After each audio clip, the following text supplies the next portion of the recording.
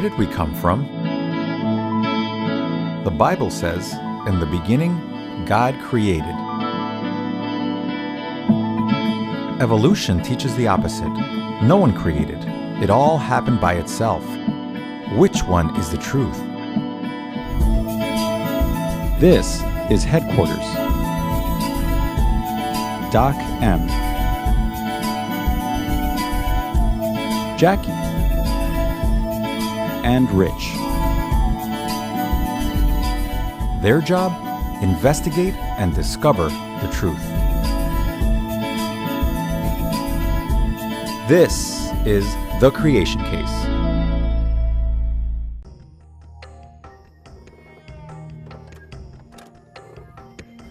We're getting closer.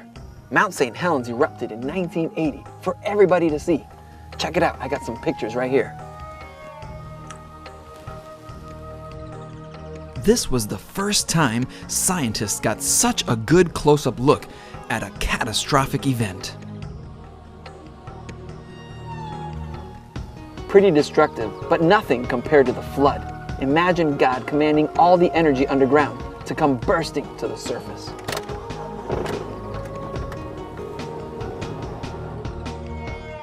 The eruption left a massive crater 1 mile wide.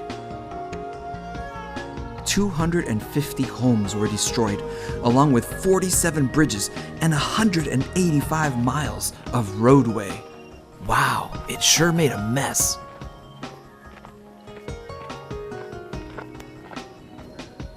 This is Johnston Ridge. It's the best spot to see the side of the volcano that blew out.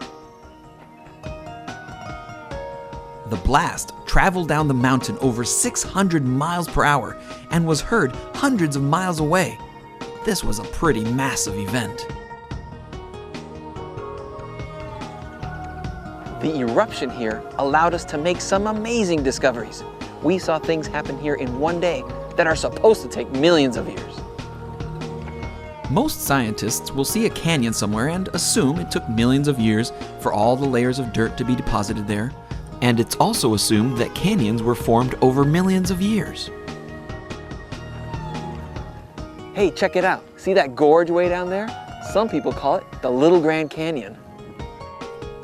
Well, after the eruption here, water and mud flows cut enormous canyons down the side of the mountain. Some people think large canyons are slowly formed over millions of years, but this one formed in one day. After the eruption, some areas here were buried in almost 600 feet of dirt and mud. Geologists, the scientists who study Earth's rocks and layers, assumed that this was just a jumbled mess of dirt that got buried. But they were surprised to find very finely sorted layers, hundreds of brand new layers.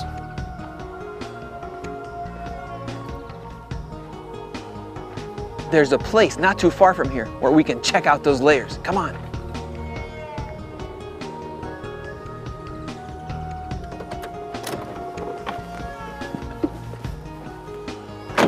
Here's those layers I was talking about. They were deposited here in 1980. Here we can see layer after layer, deposited in one day. It seems like the evidence tells us that the types of geological features we see all over the world can be formed quickly under the right conditions. Conditions such as a global flood.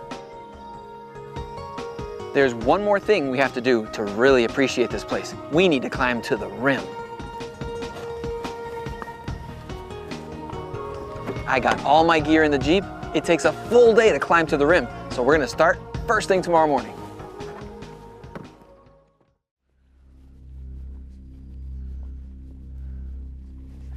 The best way to check out a volcano is to climb up to the rim and look down into the crater. It's a long hike and I got all my gear. Let's go. On May 18, 1980, a 5.1 earthquake triggered a massive landslide on the north face of the mountain. Imagine the whole side of that mountain exploding and all the debris sliding down into the valley. The interesting thing about this catastrophe is that the whole world got a front row seat to this event. Everyone saw it happen, hand, everyone saw what happened after. They were able to see how the event unfolded and how it affected the landscape around it. You know, when scientists study things that happened hundreds or thousands of years ago, they have to make some assumptions about what they think happened. For example, most scientists will see a canyon and they assume that it took millions of years to deposit the layers of rock and millions more to cut the canyon. When Mount St. Helens erupted, it made some scientists think, do these things really take millions of years to happen? After all, we just saw something happen in one day that we thought took millions of years to happen. As we slowly continue up the mountain, we soon encounter snow, and it starts getting steeper. Walking poles will now come in very handy. Since many people assume that it takes millions of years to deposit layers, they were quite surprised when they saw here that hundreds were laid down in one day. Because of Mount St. Helens, people all over now wondered if the layers around the world could all have been deposited quickly at places like the Grand Canyon. Of course, none of us were there when the Grand Canyon formed, but little clues like this cause many people to rethink this idea of millions of years. The climbing gets steeper each step of the way. I have to be very careful. One misstep would cause me to fall and slide hundreds of feet down the mountain. I definitely don't want that to happen. The thing is, it's actually easier to climb on the snow because where there's no snow, the ground is very loose and I would be slipping every step of the way. I'm gonna have to put my snowshoes on soon. As we climb higher and higher, we get an awesome view of Mount Adams to the east. Well, the rest of the way to the top, we're gonna need our snowshoes. Let's get them on. Snowshoes have these sharp teeth on the bottom, great for traction in the snow. Ready? Let's go!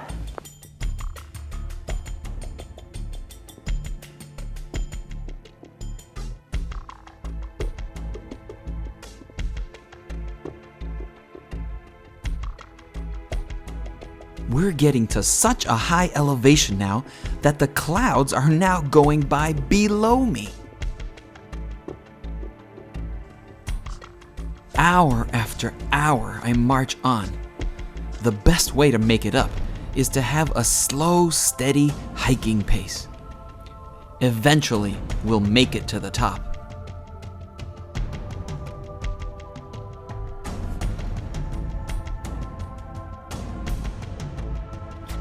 We've been hiking for hours. I need a break.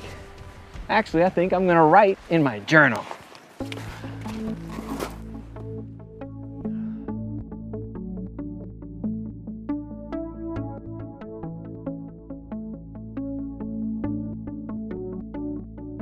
Hundreds of layers can be deposited quickly.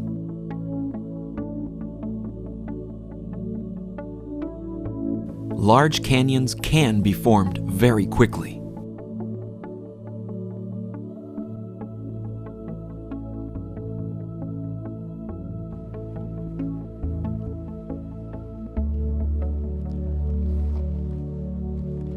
It's getting a lot colder as we go higher.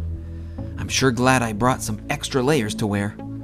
I'm also glad I brought a warmer hat, but I'm sure gonna miss my regular hat.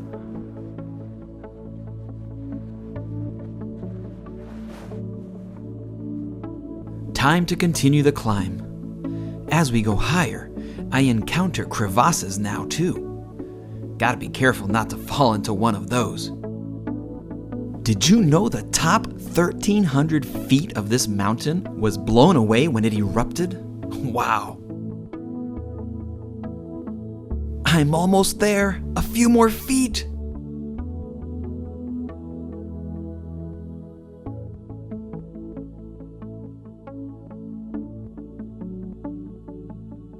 The view is incredible.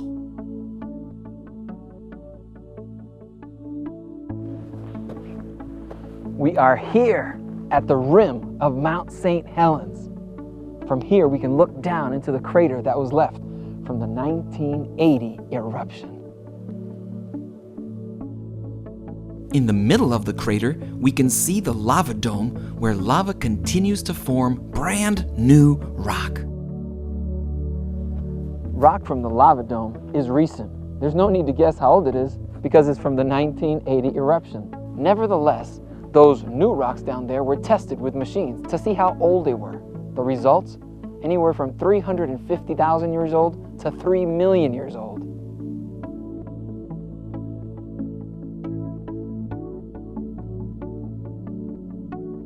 Those dating machines are pretty neat, but not too reliable yet.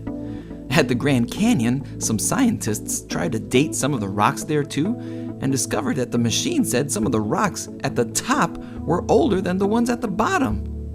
That doesn't make sense. But they're still trying to work on perfecting those machines. Don't believe everything people tell you when they tell you things are millions of years old. You know, this is a pretty amazing view. I think I'm going to sketch this view in my sketchbook.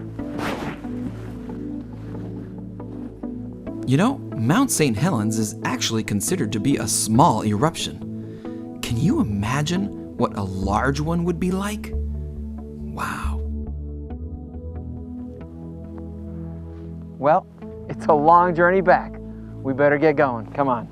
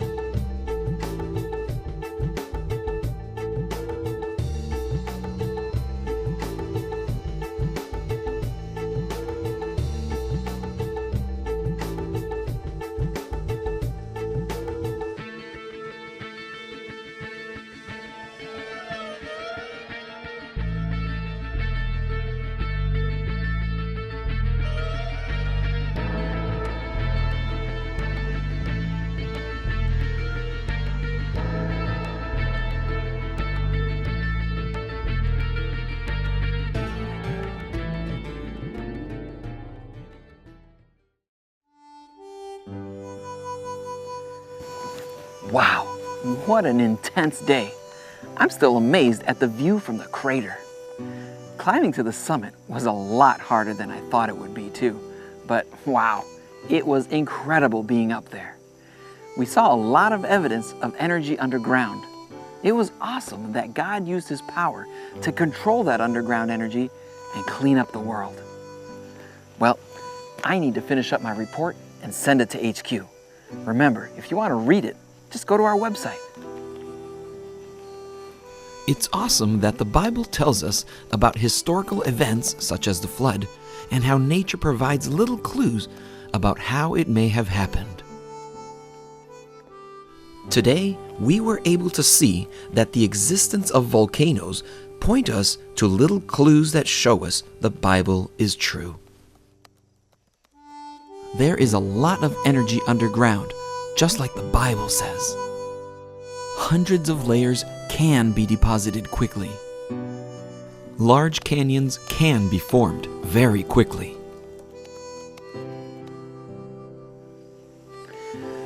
I find it amazing just how powerful God is.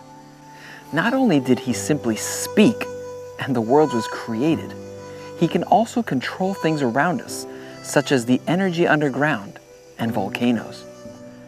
The Bible tells us how He also has control over many other elements too, such as water and fire or the sea. Wow, God is so powerful and is in total control. I'm so glad I can trust Him for anything. You can too.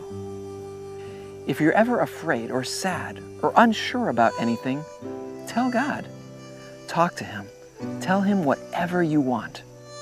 Remember, He created you. He's in total control. He will always listen and will never let you down. I hope you'll join me again for our next assignment. Remember, God the Creator loves what He creates, especially you. Good night.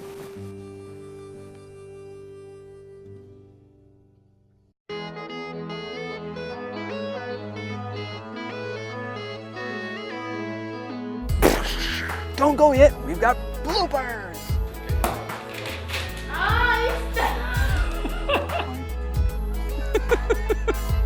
True or false? Why am I laughing?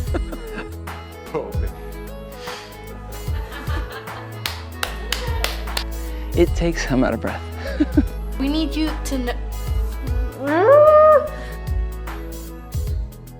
Here, we're buried in up to almost 6.